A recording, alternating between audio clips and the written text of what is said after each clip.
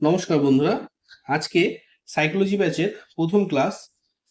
সাইকোলজিতে বন্ধুরা total 20খানা chapter আছে। Paper 1-এ 10টা চ্যাপ্টার আর পেপার 2-তে 10টা চ্যাপ্টার। এই 20টা চ্যাপ্টার আমি 12 মাসের কোর্সের মাধ্যমে শেষ করিয়ে দেবো, এবং আমি যে নোটটা দেবো সেই নোটে 100% সিলেবাস কভার হয়ে যাবে, এবং সবকিছু পরীক্ষার কোশ্চেন যা থাকবে 100% কোশ্চেনও তোমরা কমন পেয়ে যাবে। আলাদা করে কোনো টেক্সট বই কেনার তোমাদের প্রয়োজন পড়বে না। আমি যেহেতু নিজে এই নোটটা বানিয়েছি এবং এই নোটটা লিখে আমি অ্যাসিস্ট্যান্ট কমিশনার অফ রেভিনিউ হয়েছি, তাই এটা কিন্তু প্রমাণিত যে এই নোটটা পরীক্ষার খাতায় লিখে একজন ডাব্লিউবিসিএস গ্রুপ এ অফিসার হওয়া সম্ভব।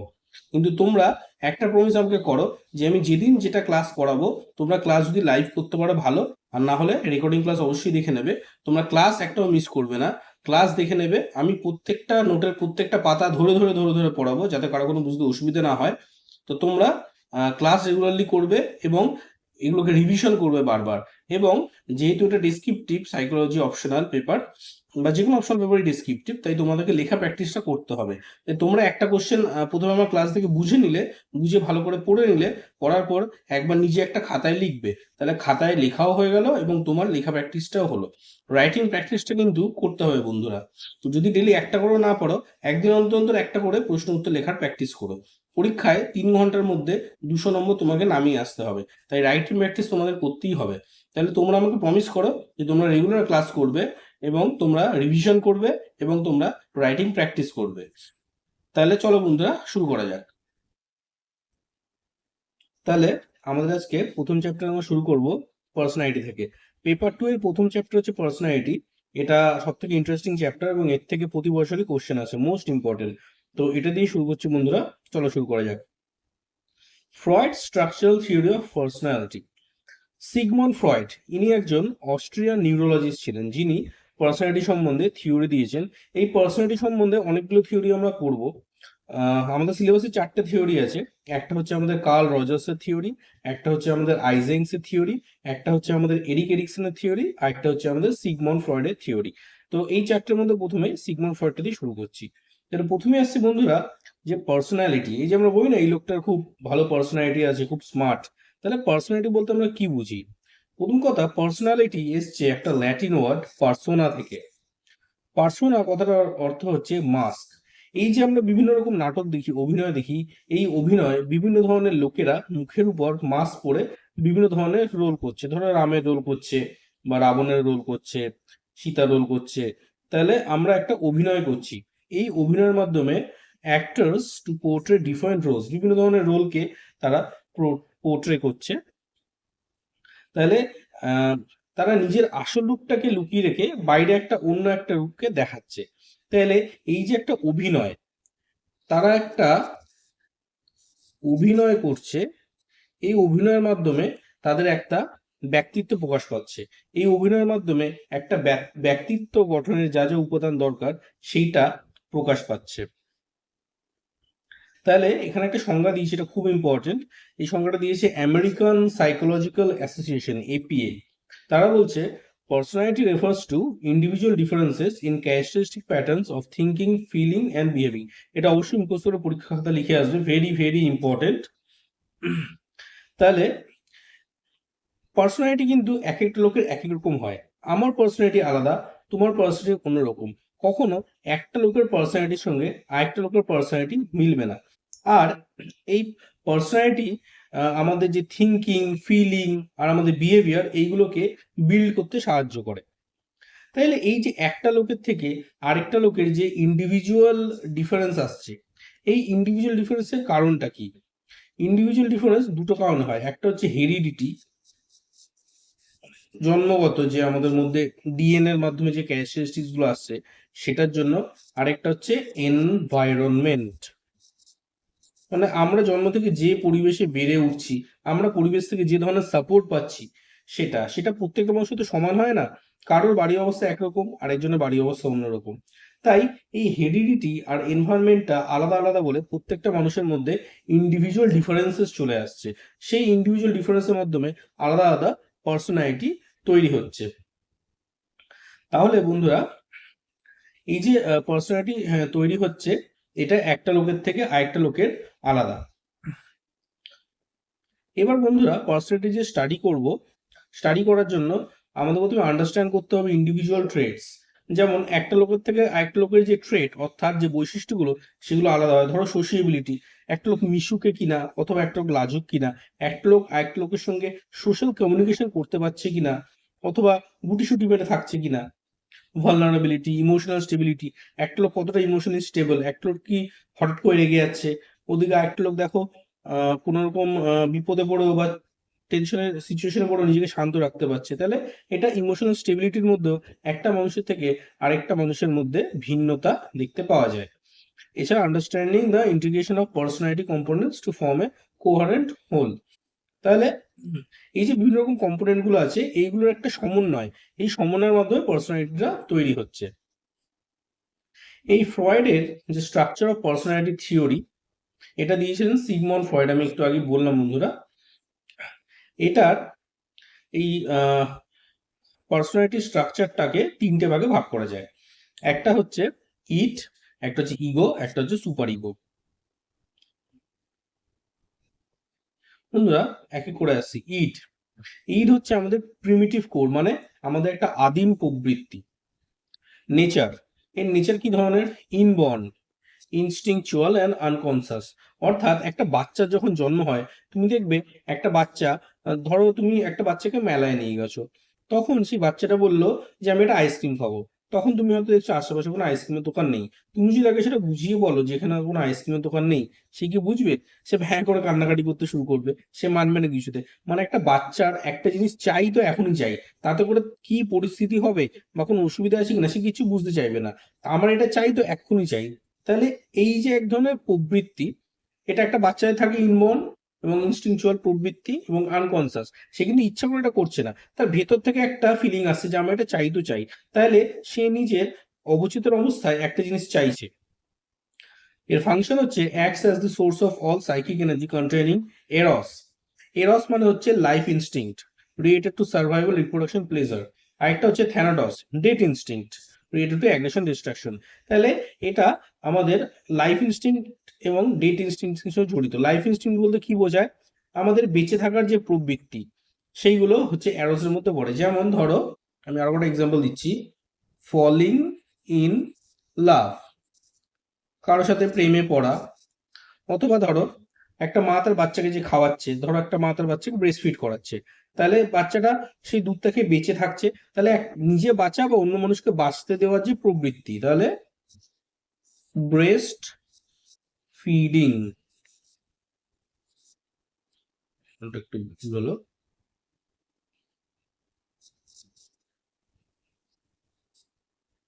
এইগুলো হচ্ছে আমাদের লাইফ ইনস্টিংক্টস এর মধ্যে পড়ে। আবার ডেট ইনস্টিংক্টস এর মধ্যে এক্সট্রিম অ্যাগ্রেশন, অতিরিক্ত রেগে যাওয়া, ডিস্ট্রাকশন। যেমন ধরো সুইসাইডাল থটস, কারো সুইসাইড করার চিন্তা ভাবনা যদি মাথায় আসে তাহলে সেগুলো হচ্ছে ডেট ইনস্টিংক্টস এর মধ্যে পড়ছে। এবার আমরা আসবো অপারেশন প্রিন্সিপাল, যে এটা কোন ধরনের প্রিন্সিপাল অপারেট করছে এই ঈদটা। তাহলে ঈদের প্রিন্সিপাল হচ্ছে প্লেজার প্রিন্সিপাল, মোস্ট ইম্পর্টেন্ট বন্ধুরা, প্লেজার প্রিন্সিপাল। ফ্রয়েড 1920 সালে বলেছিল যে immediate satisfaction of desires regardless of the consequence. তাহলে আমি যেটা বললাম, একটা বাচ্চার যে চাহিদা আমার আছে, চাহিদা তাকে ইমিডিয়েটলি স্যাটিসফাই করতে হবে, তাতে করে কনসিকুয়েন্স কি হবে আমার তাতে কিচ্ছু যায় আসে না, আমি এটা চাই তো চাই। এই ধরনের যে একটা আদিম প্রবৃত্তি বা চিন্তা ভাবনা। থিঙ্কিং প্রসেস, তাহলে প্রাইমারি প্রসেস হচ্ছে ইলজিক্যাল, এটার মধ্যে কোনো লজিক নেই। যে আমি একটা জিনিস চাইতেও চাই, তাতে কি হচ্ছে না হচ্ছে কিছু যায় আসে না, তাহলে এটা তো কোনো যুক্তিযুক্ত কথা হলো না, তাহলে এটা ইলজিক্যাল, ইররেশনাল এবং ফ্যান্টাসি ওরিয়েন্টেড। মানে আমরা চিন্তা করছি যে আমরা একটা জিনিস চাই, একটা এমন একটা জিনিস চাইছি যেটা হয়তো বাস্তবে সম্ভব নয়, তাহলে বেসিক্যালি এটা ফ্যান্টাসি, একটা ফ্যান্টাসি ওরিয়েন্টেড চিন্তা ভাবনা।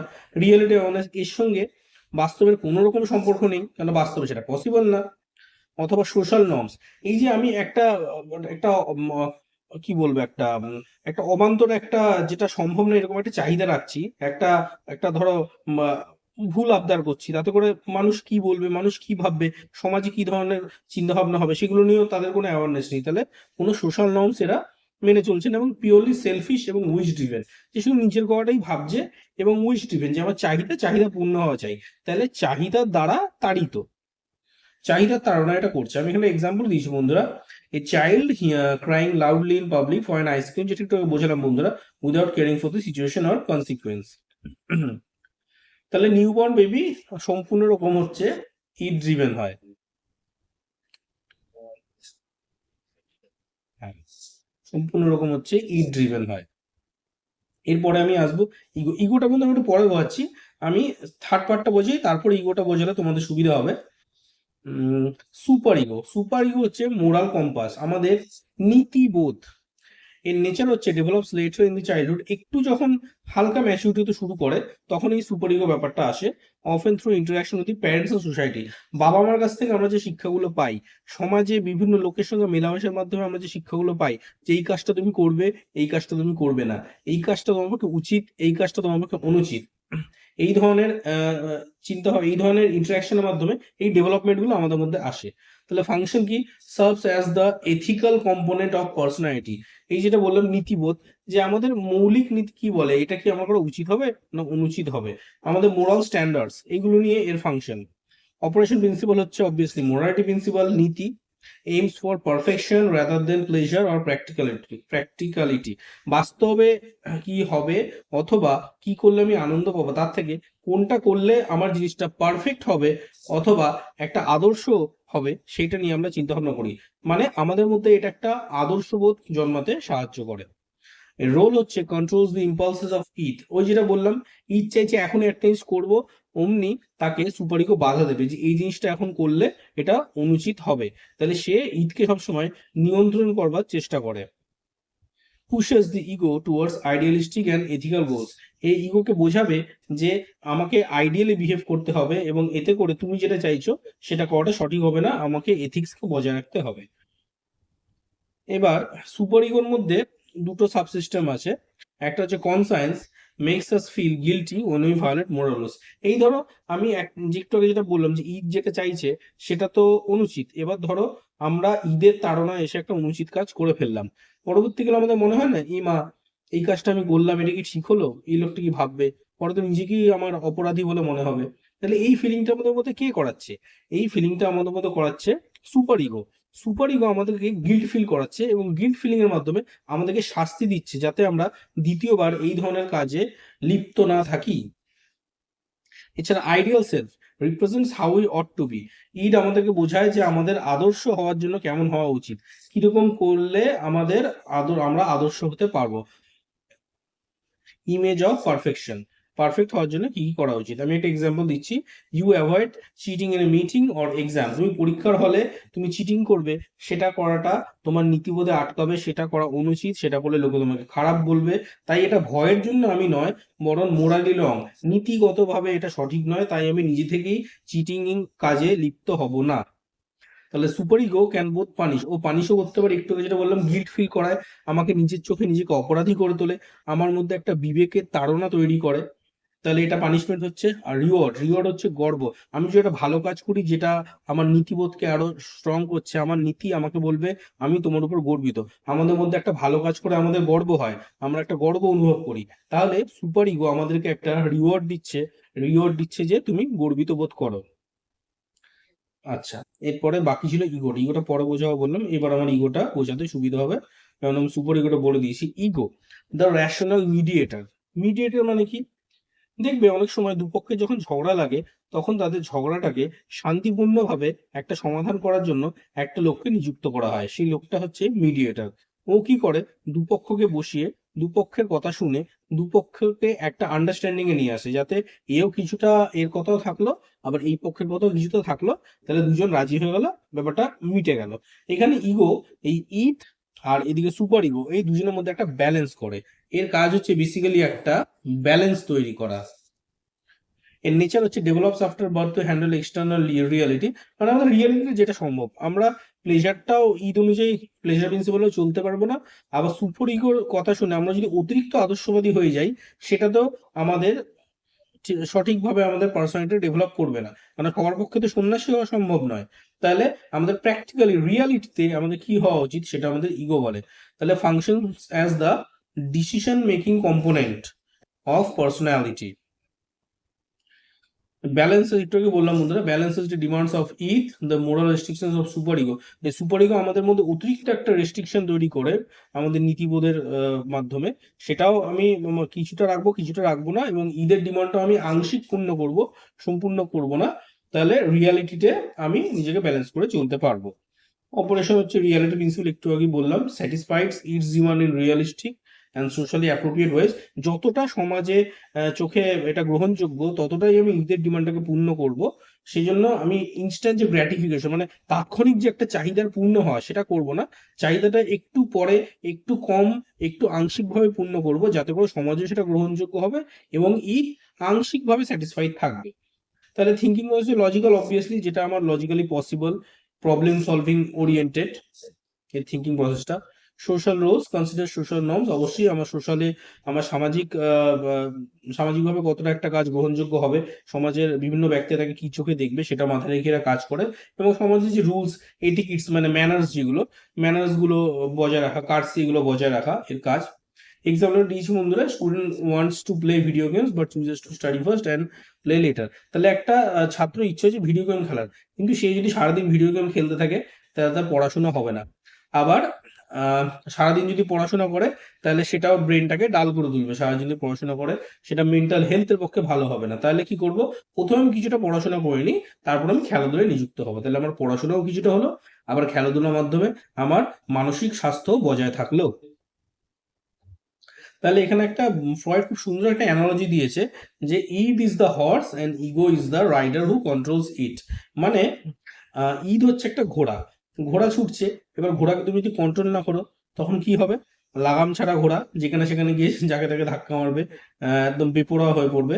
তাই ঘোড়াকে কন্ট্রোল করার জন্য তার উপর একজন অশ্বারোহী বসে থাকে। তাহলে এখানে ইগো হচ্ছে সেই অশ্বারোহী, যে ঈদ নামক ঘোড়ার উপর চড়ে ঈদকে নিয়ন্ত্রণে রাখে। আচ্ছা, তিনটে বন্ধুরা বুঝিয়ে দিলাম, তিনটে পার্ট। এখানে আর কিছু বোঝানোর নেই। হ্যাঁ বন্ধুরা, একটা ছবি আমি দিয়েছি। হ্যাঁ, এই যে এটা হচ্ছে বন্ধুরা ফ্রয়েডের আইসবার্গ মডেল। এই আইসবার্গ মডেলের মাধ্যমে আমরা ইথ, ইগো অ্যান্ড সুপার ইগো এই তিনটেকেই বোঝাই। এখানে আর কিছু, হ্যাঁ আগে এটা বলে দিই। এখানে একটা ছবি দিয়েছি বন্ধুরা, দেখো ইগো। ইগো কি বলছে, এখানে লেজারটা নেই। ইগো কি বলছে, ইগোকে ঈদ বলছে I want ice cream right now, আমার এক্ষুনি একটা আইসক্রিম চাই। আর এদিকে সুপার ইগো বলছে ইউ আর অন ডায়েট, মানে তুমি এখন ডায়েটে আছো, তুমি যদি আইসক্রিম খাও তাহলে তুমি মোটা হয়ে পড়বে, তোমার ডায়েটটা তো ভেঙে যাবে। তখন ইগো কি বলছে, ঠিক আছে, ইট a small spoon of ice cream, যদি 1 চামচ আইসক্রিম খাই, ওইটুকুতে তো আর কেউ মোটা হবে না। তাহলে ঈদের চাহিদাটা কিছুটা পূর্ণ হলো, আবার সুপার ইগো যেটা বলছে ডায়েটটাও খুব একটা বিগড়ালো না। তাহলে ইগো এই দুটোর মধ্যে ব্যালেন্স করে দিল। আর বন্ধুরা, এই যে ছবিটা, এখানে এটা হচ্ছে আইসবার্গ মডেল, এটা মোস্ট ইম্পর্টেন্ট বন্ধুরা। আইসবার্গ বলতে ওই টাইটানিকের যেরকম, টাইটানিকের গল্প তোমরা নিশ্চয়ই শুনেছো। প্রথমবার রওনা দিল এবং সেখানেই সমুদ্রে একটা বরফের চূড়ার সঙ্গে ধাক্কা লেগে জাহাজটি ডুবে যায়। তো প্রথমে যখন নাবিক বরফটাকে দেখেছিল, নাবিকের মনে হয়েছিল বরফটা একটা সামান্য একটা ছোট বরফ, কিন্তু বরফের মাত্র 10% অংশ উপরে ভেসেছিল, বাকি 90% অংশ নিচে ছিল, এবং সেটা একটা বিরাট পরিমাণ, একটা প্রকাণ্ড একটা বরফ ছিল, যেটার সঙ্গে ধাক্কা লেগে টাইটানিক আলটিমেটলি ভেঙে যায় এবং জলে ডুবে যায়। সেরকম ভাবে এখানে এই আইসবার্গ মডেলের মাধ্যমে এটাকে রিপ্রেজেন্ট করা হচ্ছে। এখানে লেজার দিয়ে দেখা, এটা হচ্ছে ঈদ, ঈদ আর ইগো, এই দুটোই হচ্ছে আমার জলের তলায় রয়েছে। আর ইগোর একটা অংশ কনসাস মাইন্ডে 10% জলের উপরে রয়েছে। এটা আমি পরে যখন কনসাস, প্রিকনসাস আর আনকনসাসটা পড়াবো, তখন আরো ভালো করে তোমরা বুঝতে পারবে বন্ধুরা। তাহলে এখানে তোমাদের কনসাসটা, কনসাস মাইন্ডটা 10% থাকবে, যেটা জলের উপরে, মানে বরফের যেটুকু অংশ জলের উপরে আছে সেটা হচ্ছে 10%। বাকি এদিকে 90%ই হচ্ছে জলের নিচে আছে। আচ্ছা, নেক্সট প্রশ্নে চলে যাচ্ছে বন্ধুরা। এরপরে কোন প্রশ্নটা করানো যায়, পরে হচ্ছে আমাদের psychoanalytic theory, psychoanalytic theory by Sigmund Freud. ওকে।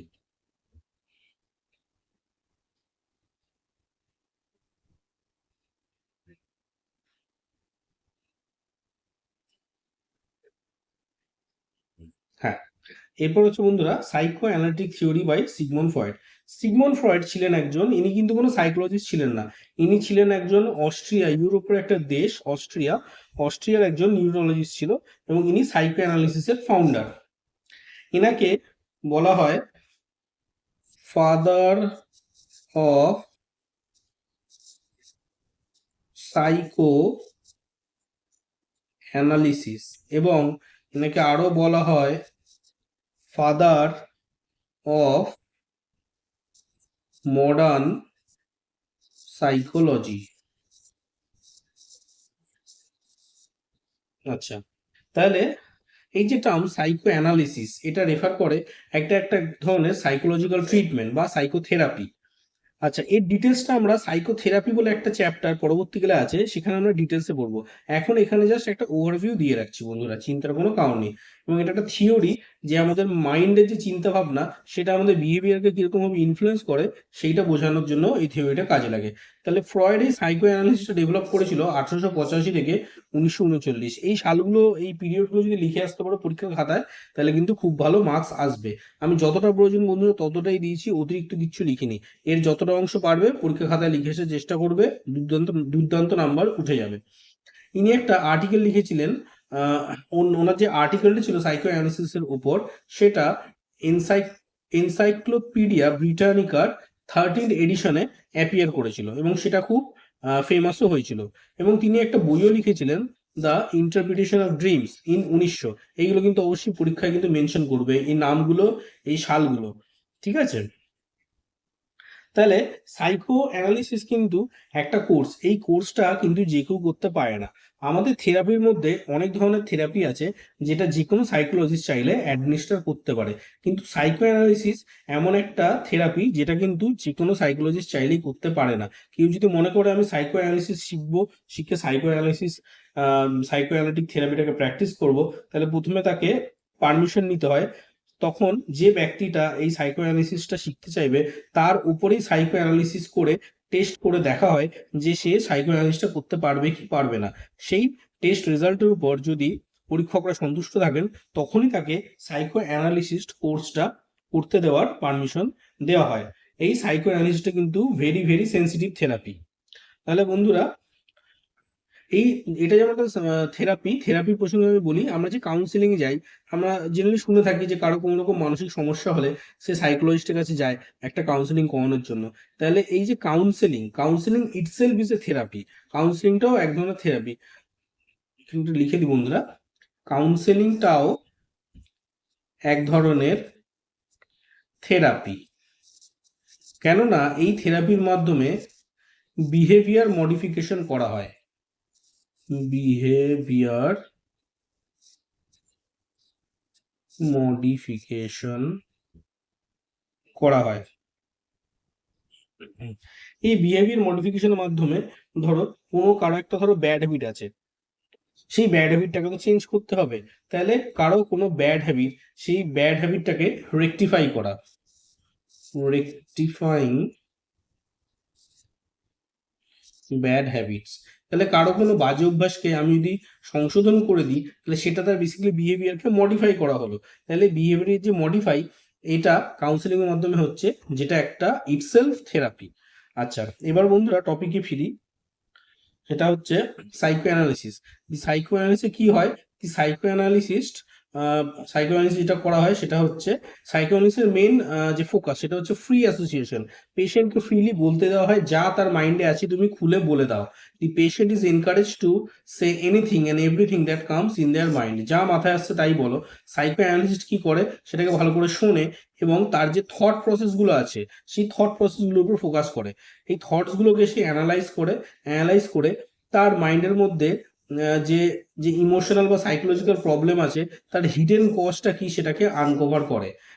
ভেতরে কোন সমস্যা আছে, যে সমস্যার জন্য তার সাইকোলজিক্যাল প্রবলেমটা হয়েছে, সেটা এই কথোপকথনের মাধ্যমে সাইকো অ্যানালিস্ট যিনি আছেন সে কিন্তু ঠিক ডায়াগনোজ করে নেয়। আচ্ছা, এই ডিটেলসটা আমি যখন থেরাপিতে সাইকো অ্যানালিসিস পড়াবো তখন আমি আরো ডিটেলসে বিষয়টা বলবো। আচ্ছা, তাহলে এখানে কি হয়, ফ্রয়েড বলেছে এই প্রসেসটা এক ধরনের মেন্টাল ক্যাথারসিস। ক্যাথারসিস মানে রেচন, মানে মাইন্ড থেকে বেরিয়ে আসছে, কি আছে মাইন্ডের ভেতরে সেটা বেরিয়ে আসছে, তাহলে রেচন।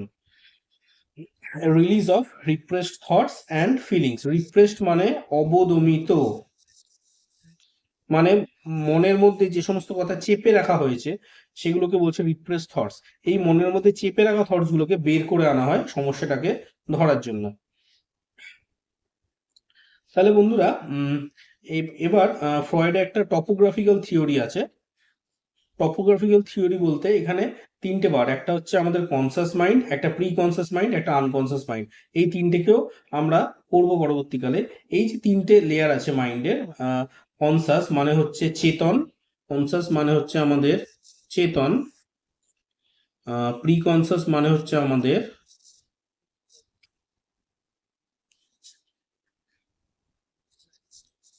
প্রি কনসাস মানে হচ্ছে আমাদের দাগ করছে না কেন, এক মিনিট বন্ধুরা,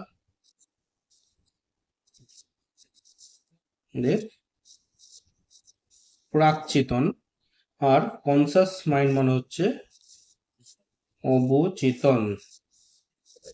এই যে তিন ধরনের লেয়ার আছে, এই তিন ধরনের লেয়ারটা আমাদের রিপ্রেশন নামক একটা ব্যারিয়ার বা একটা দেয়াল দেয়াল দিয়ে আলাদা করা থাকে। এই রিপ্রেশনের মধ্যে আমাদের আনএক্সেপ্টেবল থটস, যে ধরনের থটগুলো সমাজে গ্রহণযোগ্য হবে না, এই ধরনের থটগুলো এর মধ্যে রিপ্রেশনের আকারে থাকে। Freud believe that not all thoughts, desires, motives can be express openly. আমাদের মনের মধ্যে অনেক ধরনের চাহিদা থাকে, অনেক ধরনের চিন্তা ভাবনা থাকে, বিশেষ করে সেক্সুয়াল ডিজায়ার্স যেগুলো, বিশেষ করে সেক্সুয়াল ডিজায়ার্স গুলো, সেগুলো তো ওপেনলি সবার সামনে এক্সপ্রেস করা যায় না, তো সেগুলো আমরা রিপ্রেস করে রাখি, মানে অবদমিত করে রাখি। তাহলে এগুলো সোশ্যালি এবং মোরালি আনএক্সেপ্টেবল, সমাজে গ্রহণযোগ্য নয়। সেই জন্য এটা pushed into unconscious mind. Unconscious মাইন্ডের মধ্যে আমাদের এটাকে পুশ করা হয়। যেমন ধরো আমাদের ডেইলি লাইফে এরকম অনেক কিছু আছে যেটা আমরা পূরণ করতে পারি না। কারো কোনো রকম ফিনান্সিয়াল প্রবলেম থাকতে পারে, কারো কোনো রকম ইমোশনাল প্রবলেম থাকতে পারে। এই ধরনের প্রবলেমগুলো আমরা পূরণ করতে পারছি না, এবং সেটা তখন আমরা কি করি, সেসব দিয়ে মনের মধ্যে চেপে রেখে দিই। এটা এরকমই, ধরো একটা ডাস্টবিন আছে, তুমি একটা ডাস্টবিনের মধ্যে নোংরা ফেলছো, এবার জমিয়ে জমিয়ে তোমার মনের মধ্যে যে রিপ্রেস থটস গুলো আছে সেগুলো তুমি একটা নোংরার মতন করে একটা ডাস্টবিনে জমাচ্ছ। তাহলে একটা সময় কি হবে, ডাস্টবিনটা জমে জমে জমে জমে যখন ভরে যাবে, তারপরে তুমি যখন নোংরাটাকে ফেলতে যাবে, তখন ডাস্টবিনটা ওভারফ্লো করবে, বেরিয়ে পড়বে। এইভাবেই রিপ্রেশনটা একসময় বহিঃপ্রকাশ ঘটে। এইভাবেই একটা ইমোশনাল আউটবার্স্ট হয়। যখন আর নিতে পারে না, যখন ভরে যায়, তখন ইমোশনাল আউটবার্স্ট হয়। এইটা বললাম বন্ধুরা, repress thoughts do not disappear completely, they may surface in indirect ways. এই যেটা বললাম, মাঝে মাঝে এগুলো বহিঃপ্রকাশ ঘটছে অন্যরকম ভাবে, ইনডাইরেক্ট ওয়েজে। তাহলে এটা কিভাবে ঘটে? Repress thoughts and desires can manifest in normal forms. এটাই যে বললাম, মাঝে মাঝে যেগুলো অন্যভাবে চলে আসে, যখন উপচে পড়ছে, আমাদের ডাস্টবিনটা যখন ভরে যাচ্ছে নোংরাতে, তখন উপচে পড়ছে। কিভাবে উপচে পড়ছে? একটা হচ্ছে ড্রিমস। ফ্রয়েড কল ড্রিমস দি রয়্যাল রোড টু আনকনসাস, একটা রাজকীয় রাস্তা, ওয়ার হিডেন উইশেস আর সিম্বলিক্যালি এক্সপ্রেস। যে আমাদের মনের মধ্যে যে চাহিদাগুলো বা ইচ্ছাগুলো আছে সেগুলো এক্সপ্রেস হচ্ছে। দেখবে আমরা যে স্বপ্নগুলো দেখি, বেশিরভাগ স্বপ্নই হচ্ছে আমাদের অবাস্তব। তো এগুলো আর কিছুই না, আমাদের মধ্যে অনেক অবাস্তব কামনা বা অবাস্তব চিন্তা ভাবনা আমাদের মনের মধ্যে চলে, যেগুলো আমরা এই স্বপ্নের মাধ্যমে দেখি। এটা কিন্তু আমাদের ইচ্ছা করে চিন্তা করা কোনো জিনিস না, স্বপ্ন কিন্তু অটোমেটিক্যালি আসে, এবং সেগুলোই আসে যেগুলো আমাদের মনের মধ্যে একটা অবাস্তব চিন্তা ভাবনা বা অবাস্তব কামনা থাকে, সেগুলোই স্বপ্নের আকারে কিন্তু প্রকাশ পায়। আর একটা হচ্ছে psychopathology of everyday life. Psychopathology বলতে আমরা দৈনন্দিন জীবনে কিছু সিলি মিস্টেক করি। যেমন ধরো স্লিপ অফ টাং, আমি একটা কথা বলতে গিয়ে অন্য কিছু একটা কথা বলে ফেললাম, ওটাকে বলে স্লিপ অফ টাং, মানে মুখ ফসকে বেরিয়ে যাওয়া।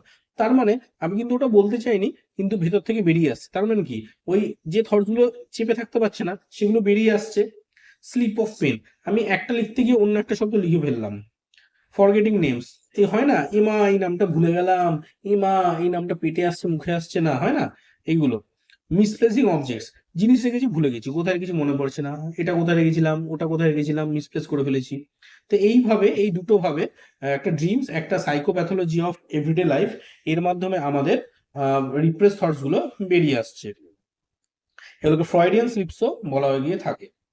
তাহলে ফ্রয়েডের যে পার্সোনালিটি থিওরি আছে সেগুলো তিনটে মেজর পার্টে ভাগ আছে। একটা হচ্ছে আমাদের টপোগ্রাফিক্যাল থিওরি অফ মাইন্ড, যার মধ্যে আমাদের কনসাস প্রিকনসাস আনকনসাস তিনভাবে মাইন্ডের লেয়ারকে ভাগ করা হয়েছে, যেটা রিপ্রেশনের দ্বারা একটা ব্যারিয়ারের মাধ্যমে আলাদা করা থাকে। এরপর হচ্ছে স্ট্রাকচারাল থিওরি অফ পার্সোনালিটি, যেখানে আবার তিনটে কম্পোনেন্টের কথা বলা হচ্ছে। একটা হচ্ছে একটা হচ্ছে ইগো, একটা হচ্ছে আমাদের সুপার ইগো। এই যে সুপার ইগো, ইগো, আর একটা হচ্ছে সুপার ইগো। হ্যাঁ, এটা তো বন্ধু পড়ালাম একটু আগে আমি। আরেকটা হচ্ছে একটা থিওরি হচ্ছে psychosexual theory of personality development. তাহলে এখানে কি হচ্ছে, এখানে পার্সোনালিটি যে ডেভেলপ করছে সেটা oral stage, anal stage, phallic stage, latent stage আর জেনাইটাল স্টেজ, এই তিনটে স্টেজের মাধ্যমে ভাগ করা আছে। ঠিক আছে, এগুলো পরে আমরা ডিটেলসে পড়বো বন্ধুরা। আর কিছু এখানে নেই। ওকে, এটা হয়ে গেল। পরে হচ্ছে স্ট্রাকচার অফ মাইন্ড। হ্যাঁ, এবার আমরা পড়বো হচ্ছে Freud structure of human mind. হ্যাঁ,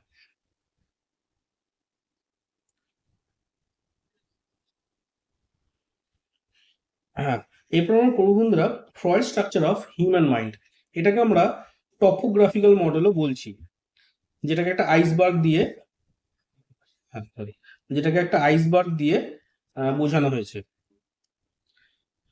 Sigmund Freud, the father of psychoanalysis, proposed এই যে বলুন টপোগ্রাফিক্যাল মডেল টু এক্সপ্লেন মাইন্ডের স্ট্রাকচার আর ফাংশনিংকে এক্সপ্লেন করার জন্য তিনি এই থিওরিটাকে এনেছিলেন। হুম, একটা small part is visible above water, জলের বাইরে একটা ছোট্ট অংশ যেটাকে কনসাস মাইন্ড বলছে সেটা থাকে, কিন্তু larger but more powerful parts are hidden beneath the surface. জলের নিচে মেনলি আমাদের প্রাকচেতন আর অবচেতন মাইন্ডটা থাকে, যেটা দেখতে পাওয়া যাচ্ছে না। তাহলে এবার আমরা শুরু করছি বন্ধুরা। প্রথমে আসছি তিনটে পার্টের মধ্যে, একটা হচ্ছে কনসাস মাইন্ড, যেটা টিপ অফ দি আইসবার্গ, যেটা জলের উপরে দেখা যাচ্ছে। আমি পরে ছবি দিয়ে পুরোটাই দেখিয়ে দেবো বন্ধুরা। এটা হচ্ছে smallest most visible part of the হচ্ছে mind, mental process we are actively aware of. মানে তোমরা যেমন বন্ধুরা এখন যে ক্লাস করছো, ক্লাসে আমি যেগুলো বলছি সেগুলো তোমাদের মাথায় ঢুকে যাচ্ছে, তোমরা সেটা বুঝতে পারছো, তোমরা সেগুলো সম্বন্ধে চিন্তা ভাবনা করছো। তাহলে বর্তমানে আমরা যে সমস্ত জিনিস সম্বন্ধে চিন্তা ভাবনা করি, যেগুলো নিয়ে ভাবি, যেটার সম্বন্ধে আমরা বর্তমানে অ্যাওয়ার, যেটার মধ্যে আমাদের সেন্সেশন আছে, পারসেপশন আছে, মেমোরিতে আমরা রাখছি, যেগুলো যেগুলো আমাদের থটস ফিলিংসকে ফ্যান্টাসিসকে ইনফ্লুয়েন্স করছে, এটা হচ্ছে আমাদের conscious mind. If you feel thirsty and decide to drink water, তোমার এখন তেষ্টা পেয়েছে, তুমি সঙ্গে সঙ্গে জল খেয়ে নিলে, তাহলে এটা তোমার একটা কনসাস ডিসিশন। এর কি ফিচার হচ্ছে অ্যাওয়ারনেস ইজ প্রেজেন্ট, যেটা আমরা বললাম বন্ধুরা যে আমার এর মধ্যে অ্যাওয়ারনেস থাকছে। ডিসিশনস আর মেড ডেলিবারেটলি এবং র্যাশনালি, ইচ্ছা করে আমরা ডিসিশন নিই এবং লজিক্যালি ডিসিশনটা নিই। এরপর হচ্ছে preconscious mind, just below the surface, জলের জাস্ট নিচে যেটা থাকে। এটার মধ্যে আমাদের থটস অ্যান্ড ইমোশনস আছে that we are not currently aware but can be accessed when needed.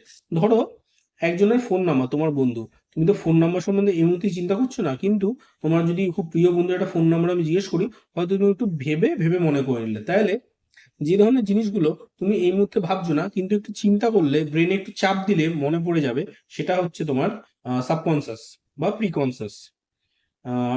Include হচ্ছে forgotten or momentarily unthought information, past memories, অতীতে যেগুলো তোমাদের মধ্যে ঘটেছে, বা মাইল্ড ইমোশনাল এক্সপিরিয়েন্সেস। এক্সাম্পল দিচ্ছি, you are not kindly thinking, যেটা বললাম বন্ধুরা, মোবাইল নম্বর সম্বন্ধে তোমরা এখন ভাবছো না, কিন্তু তোমরা চাইলে সেটাকে ইজিলি মনে করতে পারবে। এটা কনসাস আর আনকনসাস মাইন্ডের মধ্যে একটা ব্রিজ হিসেবে কাজ করে। হ্যাঁ, এখানে একটা জিনিস, sometimes powerful emotional content can be repressed and may not easily surface even in preconscious. কিছু কিছু থটসকে এতটাই আমরা রিপ্রেস করে ফেলি, যেগুলো সাবকনসাস মাইন্ডে থাকলেও অনেক সময় মনে আসে না, সেগুলো খুব কম।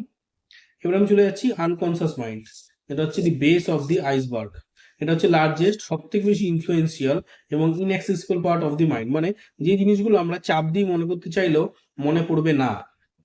এটা ডিপেস্ট ইনস্টিংস, ডিজায়ার্স, ফিয়ার্স, আমাদের মধ্যে যে ইচ্ছা, যে ভয়, বা কোনো রকম ট্রমাটিক মেমোরি, ধরো খুব একটা বাজে এক্সপিরিয়েন্স কোথাও একটা হয়েছে, আমার মনের মধ্যে সেটা নিয়ে একটা আতঙ্ক রয়েছে, আমি সেই আতঙ্কটাকে আর মনে করতে চাইছি না, সেটাকে আমি এতটাই চেপে রেখেছি মনের মধ্যে যে সেটা আমি আস্তে আস্তে ভুলে গেছি।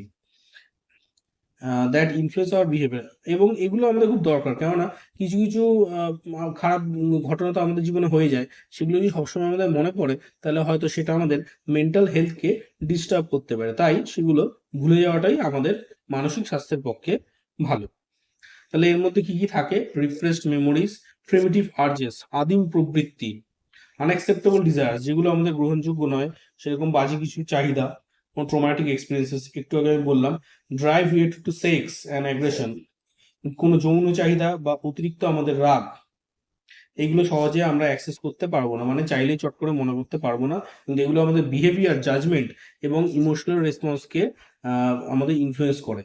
মানে ধরো আমরা একটা মানুষকে দেখলেই হয়তো কোনো কারণে রেগে যাচ্ছি, কেন রেগে যাচ্ছি? হয়তো ভেতরে ভেতরে তার প্রতি আমার একটা, তাকে আমি অপছন্দ করি, সে অন্য দেখলেই তাকে রেগে যাচ্ছি, তাহলে ভেতর থেকে ব্যাপারটা আসছে। তাহলে এটা কিন্তু আমাদের মাইন্ডের ভেতর থেকে আমাদের চিন্তা ভাবনা, আমাদের বিহেভিয়ারকে ইনফ্লুয়েন্স করছে। Primary source of human motivation, যেমন এক্সাম্পল হচ্ছে যেটা একটু বললাম, slip of tongue, dreams or fantasies, irrational fears, যেটা সাইকোঅ্যানালিসিস আমি বললাম বন্ধুরা। আচ্ছা, ফ্রয়েডস ভিউ হচ্ছে like an iceberg, the most important part of the mind is the part you cannot see. তাহলে আনকনসিয়াসটাই হচ্ছে মোস্ট ইম্পর্টেন্ট পার্ট, যেটাকে আমরা দেখতে পাচ্ছি না। Even though we are unaware of its contents, the unconscious mind guides much of our behavior, especially in emotion charged situation. তাহলে যখনই আমরা কোনো একটা ইমোশনালি সিচুয়েশনের মধ্যে পড়ে যাই, তখন আমরা কেমন বিহেভ করছি। হ্যাঁ, ধরো বাড়িতে কেউ মারা গেল, তখন আমরা সবাই কেঁদে ফেলি। আবার কেউ হয়তো লোকটাকে অপছন্দ করে, তার কিন্তু সেই কান্নাটা আসছে না। তাহলে এই বিহেভিয়ারটা ইমোশনালি চার্জ সিচুয়েশনের মধ্যেও এই যে বিহেভিয়ারটা আসছে, এটা কিন্তু আনকনসিয়াস মাইন্ডের থটসের জন্যই আসছে। তো বন্ধুরা, এখানে আমি একটা সামারি টেবিল দিয়ে দিয়েছি। হ্যাঁ, এখানে একটা বন্ধুরা আমি সামারি টেবিল দিয়ে দিয়েছি। এখানে কনসাস, প্রি কনসাস, আনকনসাস, এখানে অ্যাওয়ারনেস লেভেলটা দেওয়া আছে বন্ধুরা, তোমরা দেখলেই বুঝতে পারবে। অ্যাওয়ারনেস লেভেল, কি কন্টেন্টস, অ্যাওয়ারনেস লেভেল কি কন্টেন্টস কি কি আছে, যেমন কনসাসের মধ্যে থটস, ফিলিংস, পারসেপশনস গুলো আছে। প্রি কনসাসটা আমাদের মেমোরি আর মাইল্ড ইমোশন নিয়ে কাজ করে। আনকনসাস আমাদের যে ফিয়ার, ট্রমাস, ডিজায়ার্স, এগুলো আমাদের মধ্যে পুরোপুরি অবদমিত অবস্থায় আছে। তাহলে কনসাসকে আমরা সহজেই অ্যাক্সেস করতে পারি, প্রি কনসাসকে আমরা একটু চাপ দিলে মনে করতে পারি, কিন্তু আনকনসাসটা সহজেও মনে পড়বে না। আমি এক্সাম্পল গুলো দিয়েছি বন্ধুরা। কনসাস মানে আমার তেষ্টা পাচ্ছে, হ্যাঁ, এখানে প্রি কনসাস মানে আমি একটা বার্থডে কার কবে আছে একটু চিন্তা করে মনে করে নিলাম। আর আনকনসাস মানে আমাদের ড্রিমস বা ফোবিয়া, ভিতর থেকে একটা আতঙ্ক, বা আমাদের স্বপ্নের মাধ্যমে কিছু আমাদের হিডেন ডিজায়ার্স গুলো বেরিয়ে আসছে। হুম এই টেবিলটা খুব ইম্পর্টেন্ট বন্ধুরা, অবশ্যই তোমার পরীক্ষার খাতায় লিখে আসবে।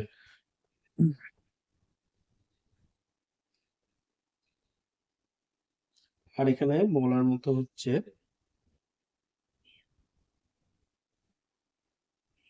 হ্যাঁ বন্ধুরা, ধরো বন্ধুরা, একটা লোককে দেখা যাচ্ছে সে কুকুরকে দেখে খুব সহজেই ভয় পাচ্ছে, বারবার ভয় পাচ্ছে। তাহলে কেন ভয় পাচ্ছে সেটা কিন্তু সে বলতে পারছে না, বা কোনো কুকুর তাকে কামড়েছে সেটা কিন্তু তার এই মুহূর্তে মনে নেই। কিন্তু একটা থেরাপিতে বোঝা যাচ্ছে যে একটা খুব ট্রমাটিক ইনসিডেন্টস তার সঙ্গে ছোটবেলায় ঘটেছিল।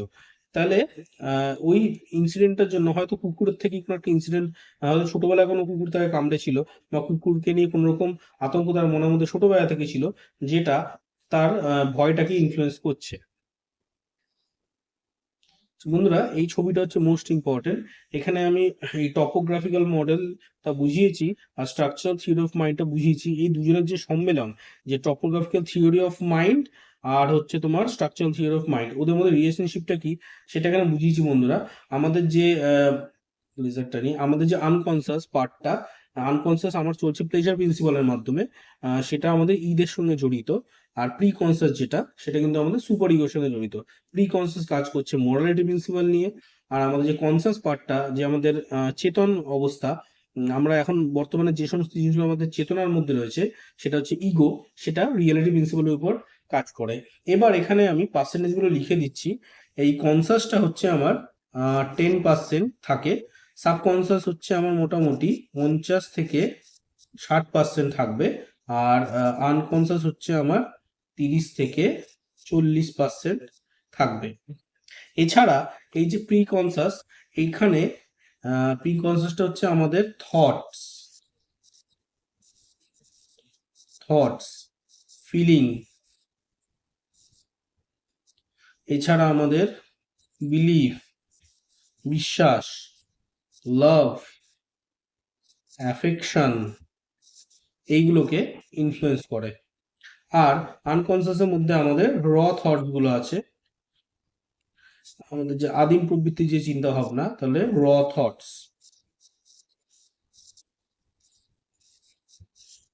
গুলো এখানে রয়েছে। তাহলে বন্ধুরা একটা আমি এক্সাম্পল দিচ্ছি। ধরো আমার একটা বন্ধুর উপর বা কোনো একটা লোকের উপর রাগ আছে, আমার দেখলে ইচ্ছা করছে তাকে আমি একটা চড় মেরে দিই। তাহলে এটা হচ্ছে আমাদের এক ধরনের প্লেজার প্রিন্সিপাল। তাহলে আনকনসিয়াসটা আমাদের প্লেজার প্রিন্সিপালের উপর কাজ করছে। হ্যাঁ, আনকনসিয়াসটা আমাদের প্লেজার প্রিন্সিপালেও কাজ করছে। কিন্তু একই সময় সুপার ইগো আমাকে বাধা দেবে। সুপার ইগো বলবে তোমার তার উপর যতই রাগ থাকুক, তুমি যে তাকে চড় মারবে এটা কিন্তু সমাজে গ্রহণযোগ্য না। লোকে তোমাকে খারাপ বলবে, তোমার নামে একটা খারাপ একটা রেপুটেশন খারাপ হবে। তাই সুপার ইগো কিন্তু আমাকে বাধা দেবে। তাহলে সুপার ইগো চলে আমাদের মোরালিটি প্রিন্সিপালের উপর। আবার কনসাস তো আমি বলে দিলাম বন্ধুরা, আমরা বর্তমানে কি কি জিনিস নিয়ে অ্যাওয়ার আছি সেটা নিয়ে কাজ করছে। তো আমরা এটা অবভিয়াসলি আমাদের রিয়েলিটি প্রিন্সিপালের উপর পড়ছে। আর এখানে মেনশন করার মতো যদি কিছু থাকে সেটা আর কিছু নেই, মোটামুটি আমি সবই মেনশন করে দিয়েছি বন্ধুরা। তাহলে এই ছবিটা তোমরা অবশ্যই পরীক্ষার খাতায় লিখে এসো। তাহলে আমাদের যে হিউম্যান যে অ্যাক্ট গুলো আছে সেগুলো যে ইরেশনালি কাজ করছে, চাইল্ডহুড কিভাবে পার্সোনালিটিকে এফেক্ট করছে এবং মেন্টাল হেলথ ডেভেলপমেন্ট, এইগুলো আমরা এই থিওরির মাধ্যমে পড়তে পারি। এর বাংলা ভার্সনগুলো দেওয়া আছে বন্ধুরা, তোমরা তাহলে দেখে নিই। Thank you. এবার আমরা পড়ব Freud's psychosexual stages of development. একটা বাচ্চার যখন জন্ম হয়, সেই বাচ্চার জন্ম হওয়ার পর থেকে ধীরে ধীরে শরীরটা সময়ের সঙ্গে সঙ্গে বড় হচ্ছে, ম্যাচিউর হচ্ছে। তাইলে এই জন্মের পর থেকে আমাদের অ্যাডাল্ট বয়স পর্যন্ত, অ্যাডাল্ট হওয়া পর্যন্ত কিভাবে আমাদের সেক্সুয়াল ডেভেলপমেন্টটা হচ্ছে সেটা এই থিওরির মাধ্যমে বোঝা যাচ্ছে। তাহলে উনি এই জন্মের পর থেকে আমাদের 18 বছর বয়স অথবা অ্যাডাল্ট হওয়া পর্যন্ত যে সেক্সুয়াল ডেভেলপমেন্টটা ধীরে ধীরে হচ্ছে, এটা বোঝানোর জন্য উনি 5টা স্টেজে এটাকে ভাগ করেছে। চলো বন্ধুরা দেখা যাক। Sigmund Freud, the neuropsychologist, proposed the theory of psychosexual development as such the childhood development occurs at distinct stages.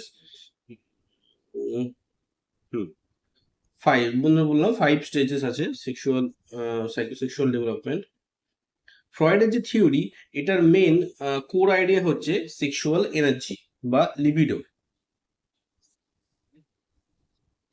ওনার বক্তব্য হচ্ছে যে sexual energy drives psychological development. এই সেক্সুয়াল এনার্জি আমাদের সাইকোলজিক্যাল ডেভেলপমেন্টটাকে ঘটাচ্ছে। And this energy in focused on different erogenous zones at different stages of life. তাহলে সেই স্টেজগুলো কি, স্টেজগুলোকে দেখা যাক। প্রথম হচ্ছে বন্ধুরা ওরাল স্টেজ, নেক্সট হচ্ছে অ্যানাল স্টেজ, আমি ধীরে ধীরে এক্সপ্লেন করব। ফ্যালিক স্টেজ, ল্যাটেন্সি স্টেজ আর জেনাইটাল স্টেজ। তাহলে এই প্রত্যেকটা স্টেজে এক একটা করে হেলদি সাইকোলজিক্যাল ডেভেলপমেন্ট ধীরে ধীরে হচ্ছে।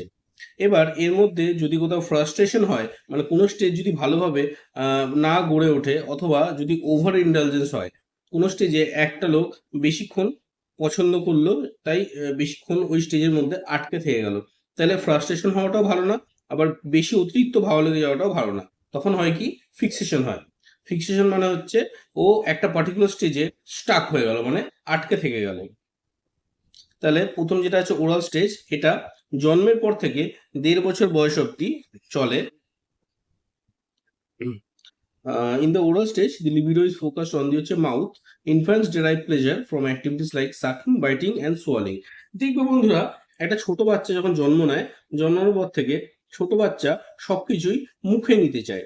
কোনো পেন্সিল হলো, কোনো চক হলো, কোনো যে কোনো সরু কোনো জিনিস পেলে সেটাকে মুখে দেওয়ার চেষ্টা করে।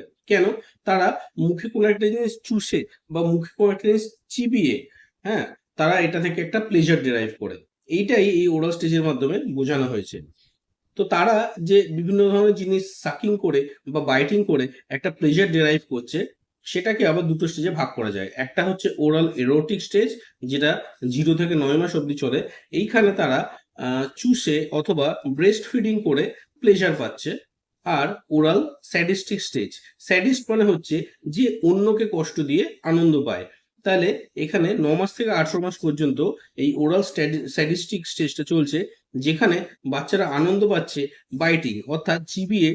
অনেক সময় দেখবে বাচ্চারা ব্রেস্টফিড করার সময় মায়ের নিপেলে কামড় দিয়ে দেয়, তো তারা এই বাইটিং করে বা চিউইং করে একটা আনন্দ পাচ্ছে। এটাকে বলছে ওরাল স্যাডিস্টিক স্টেজ। এবার কারো যদি ওরাল স্টেজে ফিক্সেশন হয়, তাহলে সে বড় হয়ে স্মোকার তৈরি হয়, চেইন স্মোকার তৈরি হয়। বা অনেকের দেখবে নেল বাইটিং, কখনো টেনশনে পড়ে গেলে দেখবে এরকম করে নখ কাটার একটা অভ্যাস আছে, এটা খুব বদ অভ্যাস। এই নেল বাইটিংটাও হয়েছে কেননা তার ওরাল স্টেজে একটা ফিক্সেশন হয়ে গেছে। অথবা থাম সাকিং, আঙুল চোষা, এটা ওই ধরনের একটা ফিক্সেশনের ফলাফল।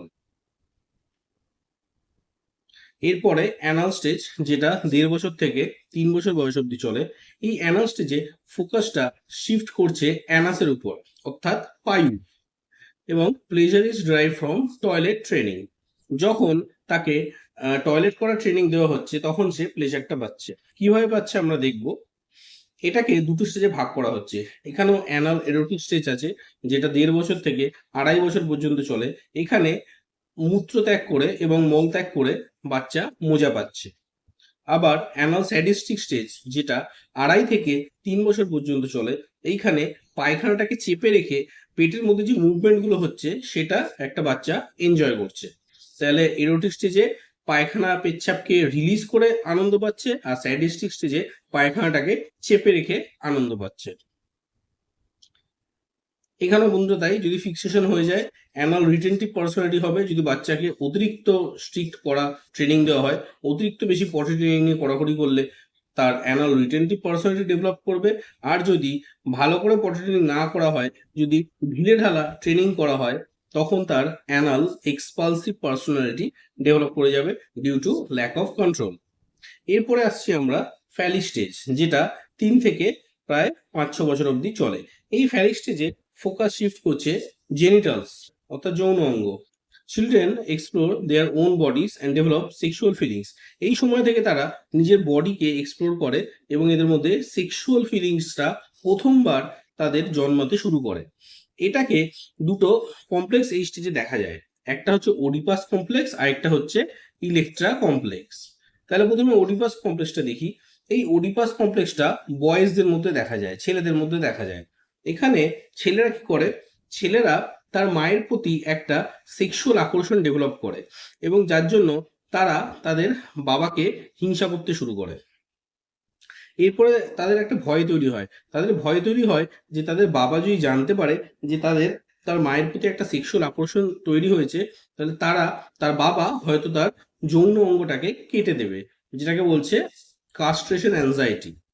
এবং এটা থেকে সলিউশন হিসাবে তারা করে কি, দে আইডেন্টিফাই উইথ দেয়ার ফাদার। তার মানে তারা নিজের বাবার মতন বিহেভ করতে শুরু করে। বাবা যে স্টাইলে চুল আঁচড়াবে ও সেই স্টাইলে চুল আঁচড়াবে, বাবা যে ধরনের খাবার খাবে ও সেই ধরনের খাবার খাবে, বাবা যে কালারের জামা পরছে ও সেই ধরনের জামা পরছে। তাই তারা বাবার জায়গাটাকে নিজেকে ইমাজিন করতে শুরু করে। ঠিক একই রকম ভাবে ইলেকট্রা কমপ্লেক্স, যেটা মেয়েদের মধ্যে দেখা যায়, এইখানে মেয়েরা তার বাবাকে পছন্দ করে আর পেনিসের প্রতি একটা তাদের জেলাসি তৈরি হয়। এরপর তারা তাদের মাকেও হিংসা করতে শুরু করে এবং সেই হিংসা থেকে বেরিয়ে আসার জন্য তারা ধীরে ধীরে তার মাকে আইডেন্টিফাই করতে শুরু করে। যেরকম ছেলেরা তার বাবাকে আইডেন্টিফাই করছিল ওডিপাস কমপ্লেক্সের ক্ষেত্রে, ঠিক সেরকম ভাবে মেয়েরা তার মাকে আইডেন্টিফাই করছে। অর্থাৎ মা যেভাবে চুল বাঁধবে ওরাও সেভাবে চুল বাঁধবে, মা যে কালারের শাড়িটা পরবে ওরাও সেই কালারের শাড়িটা পরবে। এইভাবে তারা ফিমেল জেন্ডার রোলটাকে নিয়ে নিচ্ছে। আচ্ছা, আমি না একটা জিনিস বলতে ভুল গেলাম বন্ধুরা, এই যে পেনিস এনভিটা আমি একটু এক্সপ্লেন করে দিচ্ছি। পেনিস এনভি বলতে বোঝায় তারা মনে করে যে তাদের পেনিসটা নেই এবং সেটার জন্য তাদের একটা জেলাসি বা হিংসা উৎপন্ন হয়। তাদের পেনিসটা থাকলে তাদের ভালো হতো, এরকম একটা ফিলিংস তাদের মধ্যে জন্মায়। এটা কি বলছে, পেনিস এনভি। তাহলে এই স্টেজে যদি কোনো রকম ফিক্সেশন হয়, তাহলে এদের সমস্যাটা যেটা হয়, বড় হয়ে এরা অন্য কারোর সঙ্গে সম্পর্কে ভালো মতো বজায় রাখতে পারে না। রিলেশনশিপ ইস্যুস হতে পারে, ভালো সুসম্পর্ক বজায় রাখতে এদের সমস্যা হতে পারে যখন তারা বড় হবে। এরপরে হচ্ছে বন্ধুরা ল্যাটেন্সি স্টেজ। এটা 5-6 বছর থেকে পুবার্টি অবধি চলে। আচ্ছা, পুবার্টি বলতে বোঝায় বন্ধুরা, পুবার্টি সময়কালটা আমি লিখে দিচ্ছি। এটা ছেলেদের জন্য হচ্ছে 13 বছর মোটামুটি। হ্যাঁ সরি, এটা 14। ছেলেদের জন্য হচ্ছে 14 বছর, আর মেয়েদের জন্য হচ্ছে 13 বছর। এই ল্যাটেন্সি স্টেজে সেক্সুয়াল ডেভেলপমেন্ট কিন্তু হয় না, ডরম্যান্ট অবস্থায় থাকে, অর্থাৎ সুপ্ত সুপ্ত অবস্থায় থাকে। এখানে libido is dormant and children focuses on developing social skills, hobbies and friendship. এরা একটা মানুষের সঙ্গে কিভাবে মিশতে হয়, একটা মানুষের সঙ্গে কিভাবে কথা বলতে হয়, বিভিন্ন ধরনের স্কুলের মধ্যে বন্ধু বান্ধব গড়ে ওঠে, এরা এইভাবে নিজেদের সেম সেক্সের প্রতি একটা ভালো সম্পর্কে, একটা বন্ধুত্বপূর্ণ সম্পর্কে জড়ায়। তাহলে sexual impulses are repressed obviously, energy is directed towards learning, স্কুলের কাজকর্ম শিখছে, পিয়ার রিলেশনশিপ মানে বন্ধু পাতাচ্ছে। তাহলে এইটাকে বলছে পিরিয়ড অফ হোমোসেক্সুয়ালিটি, যেখানে তারা একটা ছেলে একটা ছেলের সাথে বন্ধুত্ব করছে, একটা মেয়ে একটা মেয়ের সাথে বন্ধুত্ব করছে, আড্ডা আড্ডা দিচ্ছে, গল্প গুজব করছে। তাহলে এরা সেম সেক্স ফ্রেন্ডশিপে জড়িত হয় এই স্টেজে। এরপরে হচ্ছে জেনিটাল, মানে পুবার্টি অনওয়ার্ডস, মানে এটা ওই 13-14 বছর বয়স থেকে 18 বছর পর্যন্ত বা তার পর অবধি চলতে থাকে। During the genital stage individuals reach sexual maturity, এইখানে তাদের যৌন ম্যাচুরিটি চলে আসে।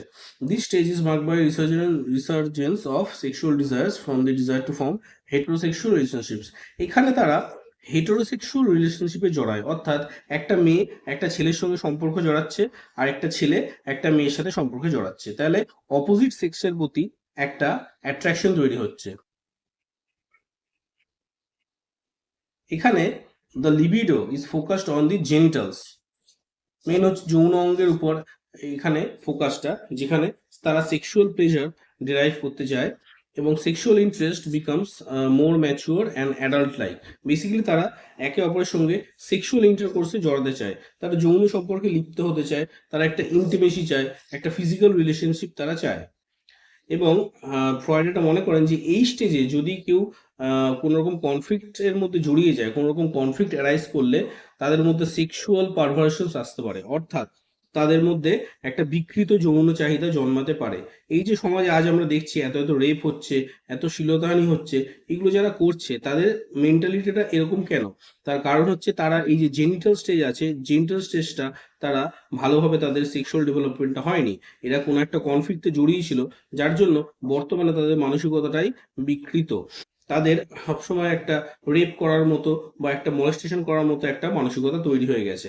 তো যারা বেসিক্যালি রেপিস্ট যারা বা মলেস্ট যারা করে, তারা এই ধরনের সেক্সুয়াল পারভার্সন পার্সোনালিটি তাদের মধ্যে ডেভেলপ করছে, কেননা তাদের জেনিটাল স্টেজে তারা কনফ্লিক্টের মধ্যে জড়িয়ে পড়েছিল। এটা সেরকম কিছু বলার নেই। হ্যাঁ, আচ্ছা, এর আগে একটা জিনিস আমি বলে দিই, এই ছবিটা আমি একটু বুঝিয়ে দিই।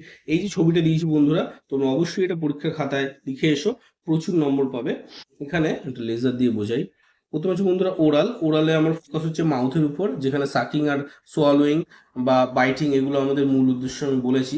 এখানে এই স্টেজে কিন্তু ইগোটা প্রথমবার আমাদের ডেভেলপ হচ্ছে, ইগো ডেভেলপস। এরপরে আমরা চলে যাচ্ছি অ্যানালে, যেখানে উইথহোল্ডিং আর এক্সপেলিং মানে হয় পায়খানা পেচ্ছাপকে চেপে রাখা অথবা পায়খানা পেচ্ছাপকে রিলিজ করার মাধ্যমে একটা প্লেজার ডেরাইভ করা হচ্ছে। তারপরে ফ্যালিক স্টেজ, যেখানে পেনিস আর ক্লিটোরিস অর্থাৎ জেনিটালটা প্রথমবার আমাদের ফোকাসের মধ্যে আসছে। এখানে মাস্টারবেশনে তারা লিপ্ত হয়ে থাকে, কেননা তারা তো এই সময় সেক্সুয়াল ইন্টারকোর্স করার মতন তাদের শারীরিক ডেভেলপমেন্ট তো হয়নি, সেজন্য তারা এখানে মাস্টারবেশন করছে। তাহলে এইখানে কিন্তু সুপার ইগো ডেভেলপ করছে, এটা অবশ্যই ভেরি ইম্পর্টেন্ট। এরপরে ল্যাটেন্ট, যেখানে আমি বললাম কোনো রকম সেক্সুয়াল মোটিভেশন তাদের নেই, তারা বন্ধু বান্ধবদের সঙ্গে সেম সেক্সের মধ্যে বন্ধু বান্ধব তারা গড়ে তুলছে। আর লাস্ট হচ্ছে জিনাইটাল, যেখানে পেনিস ওর ভ্যাজাইনা, যেখানে সেক্সুয়াল ইন্টারকোর্সটাই হচ্ছে মূল উদ্দেশ্য। তাহলে এই ছবিটা তোমরা অবশ্যই পরীক্ষার খাতায় মেনশন করে আসবে, এটা ফ্লো চার্ট এক ধরনের।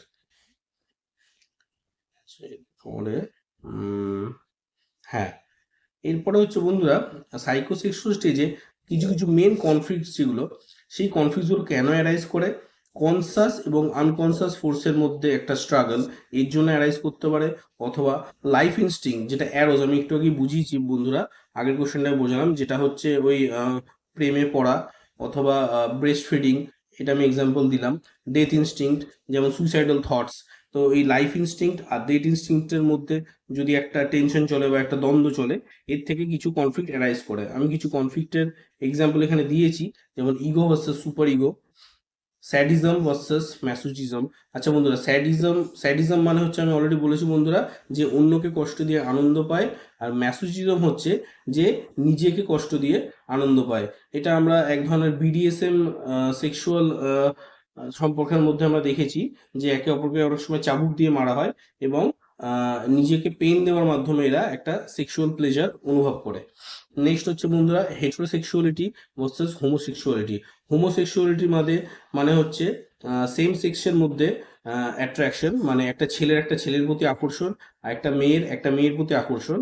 আর হেটারোসেক্সুয়ালিটি বলতে বোঝায় অপোজিট সেক্সের প্রতি আকর্ষণ, একটা ছেলের একটা মেয়ের প্রতি আকর্ষণ, আর একটা মেয়ের একটা ছেলের প্রতি আকর্ষণ। আচ্ছা, life instinct versus death instinct আমি আগেই বুঝিয়ে দিয়েছি বন্ধুরা।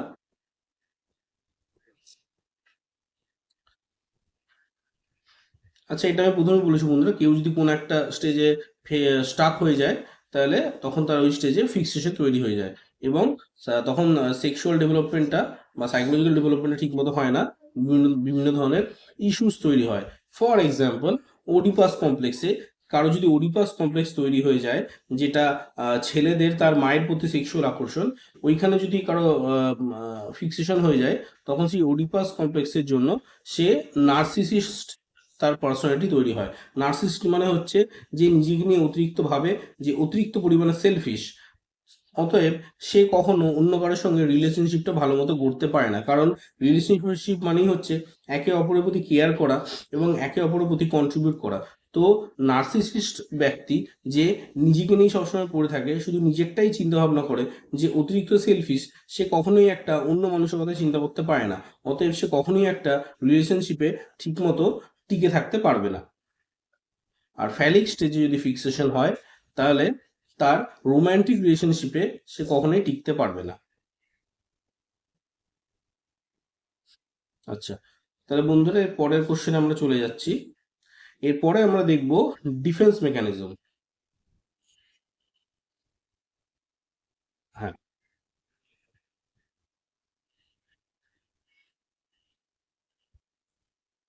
হ্যাঁ, ডিফেন্স মেকানিজম। ডিফেন্স মেকানিজম কি? এটা সিগমন্ড ফ্রয়েড প্রথমবার প্রপোজ করেছিলেন। সিগমন্ড ফ্রয়েড যেটা বলেছেন, সেটা হচ্ছে যে আমাদের হিউম্যান মাইন্ড কিছু আনকনসিয়াস স্ট্র্যাটেজি অবলম্বন করে। আনকনসিয়াস স্ট্র্যাটেজি বলতে আমরা ইচ্ছা করে কখনো এই জিনিসগুলো করি না। আমাদের আমাদের অজান্তে আমাদের আনকনসিয়াস মাইন্ড এটা আমাদেরকে দিয়ে করাচ্ছে। কেন করাচ্ছে? To defend against anxiety caused by unacceptable thoughts, desires and conflicts. এই যে আমি প্রথম কোশ্চেনটা পড়ানোর সময় যে বললাম, যে আমাদের মধ্যে কিছু আদিম প্রবৃত্তি আছে, যে আমাদের মধ্যে কিছু সেক্সুয়াল ডিজায়ার্স আছে, অথবা সমাজে গ্রহণযোগ্য নয় এমন কিছু চিন্তা ভাবনা বা দ্বন্দ্ব আছে, সেগুলো তো আমরা প্রকাশ করতে পারছি না বা পূরণ করতে পারছি না। তাহলে মনের মধ্যে এই যে পূরণ না হওয়ার জন্য যে ভেতরে ভেতরে একটা অ্যাংজাইটি তৈরি হচ্ছে, একটা দুশ্চিন্তা তৈরি হচ্ছে, সেই দুশ্চিন্তা থেকে নিজেকে বার করানোর জন্য আমরা ডিফেন্স মেকানিজমটা করি। এই যে আমরা বলি যে আমি এই কাজটা করতে পারলাম না, আমি এই কাজটা করতে পারলাম না কারণ এটা আমার অদৃষ্টের দোষ, আমি এই চাকরিটা পেলাম না, এটা আমার অদৃষ্টের দোষ, আমার কপালের দোষ। বেসিক্যালি সে হয়তো নিজেই দেখো ঠিক মতো তো পড়াশোনাটা করেনি, কিন্তু যখন পরীক্ষার রেজাল্টে নাম আসছে না, তখন সে একটা অজুহাত দিচ্ছে যে পরীক্ষায় আমি পারলাম না, এটা আমার কপালটাই নেই, কপালে এই চাকরিটা আমার ছিল না, তাই হলো না। বেসিক্যালি সে যদি ঠিক মতো প্রিপারেশন নিত, ঠিক সময় যদি পড়াশোনাটা করতো, ঠিক সময় যদি রিভিশন করতো, ঠিক সময় যদি পরীক্ষাগুলো দিত, ঠিক সময় যদি মক টেস্ট দিয়ে দিয়ে নিজেকে আরো ডেভেলপ করতো, যদি নিজের নলেজ বেসটাকে আরো বাড়াতো, তাহলে হয়তো সে এক্সামটা অবশ্যই ক্র্যাক করে যেত। কিন্তু সে সেগুলোর মধ্যে কোনোটাই করেনি, এখন সে অদৃষ্টের দোষ দিচ্ছে। তারপর কেউ কোনো অনেক সময় ভুল কাজ করে ফেলে, বলে না যে পরিস্থিতির চাপে পড়ে করেছি। অ্যাকচুয়ালি সে হয়তো পরিস্থিতির চাপে পড়ে করেনি, সে হয়তো নিজে থেকেই করেছে, কিন্তু এখন পরিস্থিতির ঘাড়ে দোষ দিচ্ছে। তার মানে নিজের দোষটা অন্যের ঘাড়ে ঠেলা বা অন্য কোনো পরিস্থিতির ঘাড়ে ঠেলা, এগুলোকে বলছে ডিফেন্স মেকানিজম।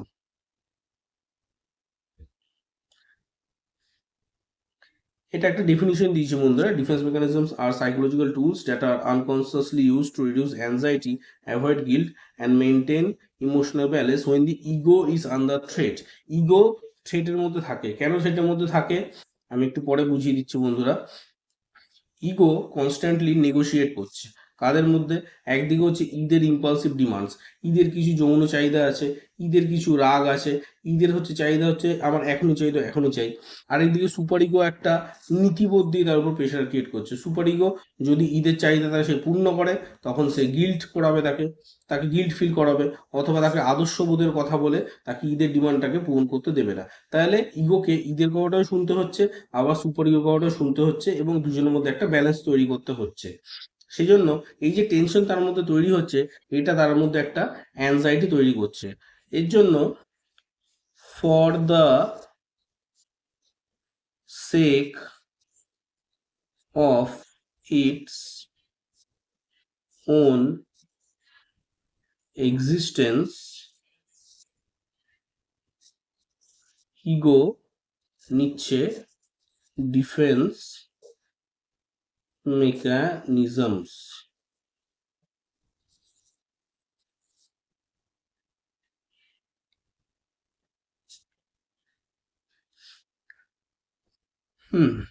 বোঝা গেল বন্ধুরা? তাহলে ইগো নিজের সাইকোলজিক্যাল ডিসকমফোর্টটাকে রিডিউস করার জন্য এই ধরনের ইগো ডিফেন্স মেকানিজমটাকে নেয়, তাকে নিজেকে তো বাঁচতে হবে।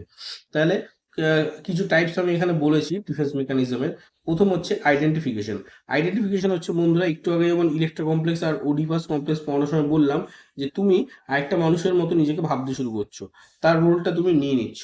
তাহলে বন্ধুরা এই কনসেপ্টটা হচ্ছে একটা পার্সন আরেকটা পার্সন আছে যে তার থেকে বেশি পাওয়ারফুল বা বেশি ক্ষতিকর, তার জায়গায় নিজেকে ইমেজিন করে সেই জিনিসটাকে মেনে নেওয়ার চেষ্টা করছে। যেমন এক্সাম্পল হচ্ছে স্টকহোম সিনড্রোম। স্টকহোম সিনড্রোম হচ্ছে এক ধরনের সাইকোলজিক্যাল ডিসঅর্ডার, যেখানে কাউকে যদি বন্দি করে রাখা হয়, যাকে বন্দি করে রাখা হচ্ছে সে, তাকে যে বন্দি করে রেখেছে সেই লোকটার প্রতি একটা একটা ইমোশনাল অ্যাটাচমেন্টটা তৈরি হয়ে যাচ্ছে, এবং সে নিজেকে তার মতন ভাবতে শুরু করছে। মানে ধর একজন জেলের কয়েদি, যে তাকে জেলে রেখেছে, তার প্রতি তার ইমোশনাল অ্যাটাচমেন্ট এসে গেল, এবং সে সেই লোকটার মতন নিজেকে, তার রোলটা ইমাজিন করতে শুরু করেছে। It's basically a coping strategy. এরপরে হচ্ছে রিপ্রেশন। রিপ্রেশন আমি আগেই বহুবার বললাম বন্ধুরা যে এটা হচ্ছে অবদমন। Blocking or disturbing or threatening thoughts. Disturbing এটা অফ হবে বন্ধুরা, হ্যাঁ এটা অফ হবে। Disturbing of, blocking of disturb না, ঠিকই আছে, ব্লকিং অফ ঠিক আছে। Blocking of disturbing or threatening thoughts from entering conscious awareness. তাহলে আমাদের যে চেতন মাইন্ডের মধ্যে যে ডিস্টার্বিং থটস গুলো আছে সেগুলোকে আমি আগেই ঢুকতে দিচ্ছি না, সেটাকে আমরা কি করছি, আমরা আনকনসিয়াস মাইন্ডের মধ্যে ঠেলছি। ওই যে আমি একটু আগে বলেছিলাম ডাস্টবিনের মধ্যে নোংরা ফেলছি, নোংরা ফেলে ফেলে ডাস্টবিনটাকে ভরিয়ে দিচ্ছি, এবং একটা সময়ের পর তো সেটা উপচে পড়বে ডাস্টবিনটা। তাহলে রিপ্রেশন একটা পার্মানেন্ট সলিউশন নয়, কারণ repress content often surface as symptoms or dreams, ওই নোংরা উপচে পড়া। যেমন এক্সাম্পল হচ্ছে ওডিপাস কমপ্লেক্সে এই অ্যাগ্রেসিভ আর সেক্সুয়াল ফিলিংস আসছে towards the same sex parent, সেটাকে আমরা রিপ্রেস করে রাখছি, আমরা অবদমন করে রাখছি। এরপর হচ্ছে projection. Projection is attributing one's own unwanted feelings or thoughts to another persons. মানে বেসিক্যালি হচ্ছে আহ, নিজের দোষটা অন্যের ঘাড়ে চাপিয়ে দেওয়া, নিজের দোষটা অন্যের দিকে চালিয়ে দেওয়া। If someone hates a colleague but they can not accept that emotion, they might believe that the colleague hates them. মানে তুমি একজনকে ঘৃণা করো, কিন্তু তুমি লোককে বলছো যে ওই তোমাকে ঘৃণা করছে, তাই তুমি নিজের দোষটা অন্যের ঘাড়ে চালিয়ে দিলে। এরপরে হচ্ছে ডিসপ্লেসমেন্ট, রিডাইরেক্টিং ইম্পালসেস টুয়ার্ডস এ লেস থ্রেটনিং টার্গেট।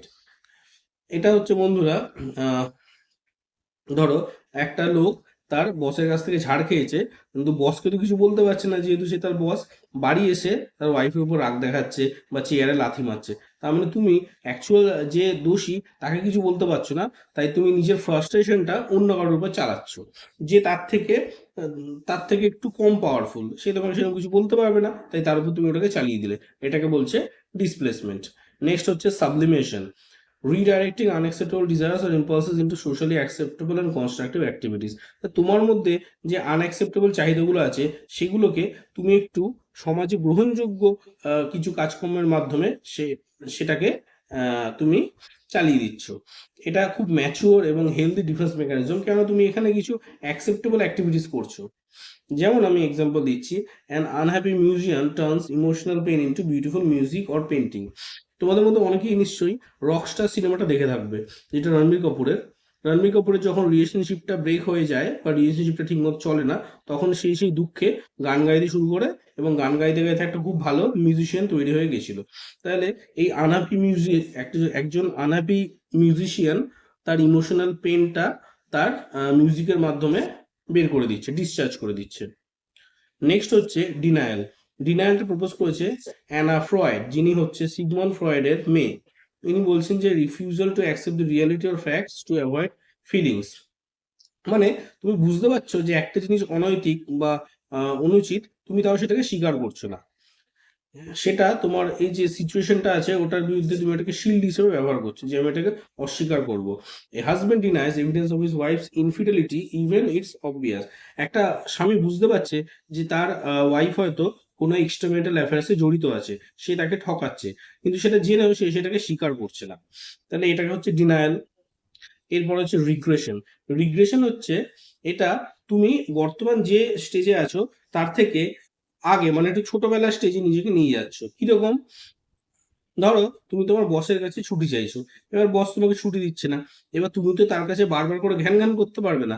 তুমি কি করলে, তুমি একটা বাচ্চার মতন তখন করতে শুরু করলে, ও স্যার দিন না ছুটি, দিন না ছুটি, দিন না স্যার, ও স্যার দিন না, দিন না স্যার, প্লিজ দিন না স্যার, দিন না sir.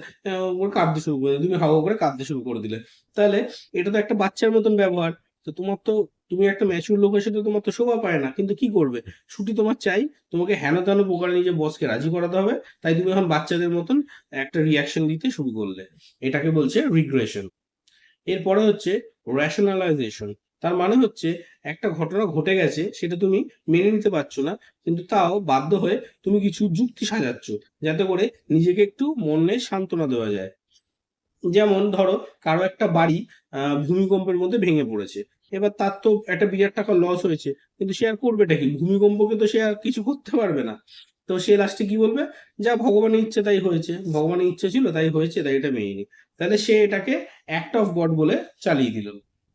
Reaction formation, behaving in the opposite way to one's true feelings. হ্যাঁ, যে যেটা চাইছে তার উল্টো একটা রিয়াকশন তৈরি করছে। এটা এক্সাম্পল দেখলে বুঝতে হবে বন্ধুরা। A parent who resents their child may become overprotective towards them. একজন বাবা বা একজন মা, সে হয়তো তার বাচ্চাটাকে পছন্দ করে না, বা ধরো একটা সৎ মা তো তার সৎ ছেলেকে পছন্দ করে না, কিন্তু বাইরে বাইরে দেখাচ্ছে আমি ছেলেকে খুব ভালোবাসি, আমি প্রচুর ওভার প্রোটেক্টিভ। তাহলে ভেতরে ভেতরে ঘৃণা, কিন্তু বাইরে দেখাচ্ছে খুব ভালোবাসা। তাহলে একটা একটা রিয়াকশন তৈরি করছে, যেটা তার জেনারেল রিয়াকশন নয়, তৈরি করা রিয়াকশন। তাহলে এটাকে বলছে রিয়াকশন ফর্মেশন। আর লাস্ট হচ্ছে ফ্যান্টাসি। ফ্যান্টাসি তোমরা সবাই মোটামুটি জানো। ধরো তুমি ইমাজিন করছো যে তুমি সচিন টেন্ডুলকারের সাথে বসে ডিনার করছো একটা 5 স্টার হোটেলে বসে। এটা তো বাস্তবে সম্ভব না, কিন্তু তুমি ইমাজিন করছো মনে মনে যে আমি সচিনের সাথে বসে প্রচুর গল্প করছি, সচিনের সাথে আমার পার্সোনাল লেভেলে ওঠা বসা আছে। তাহলে এটা হচ্ছে ফ্যান্টাসি। এবার এই ফ্যান্টাসি আমি একটা ভালো এক্সাম্পল দিলাম, ফ্যান্টাসি কিন্তু অনেক বাজে এক্সাম্পলও হতে পারে, বা একটা মানুষ ফ্যান্টাসির মাধ্যমে অনেক বাজে চিন্তা ভাবনাও করতে পারে, এবং অতিরিক্ত ফ্যান্টাসি কিন্তু ডিপ্রেশন নিয়ে আসতে পারে। তাই এটাকে যতটা সম্ভব অ্যাভয়েড করা যায় ততটাই ভালো। বন্ধুরা, আমরা একটা কুইক কম্পারিজন টেবিল দিয়েছি এখানে। 5, 6, 7, 8, এই যে 10খানা আমি বললাম পয়েন্টস, এই 10টা পয়েন্টকে খুব সুন্দরভাবে আমি সাজিয়ে দিয়েছি, যে এর কোর আইডিয়াটা কি সেগুলো আমি বলেছি, এবং একটা করে এক্সাম্পল দিয়েছি।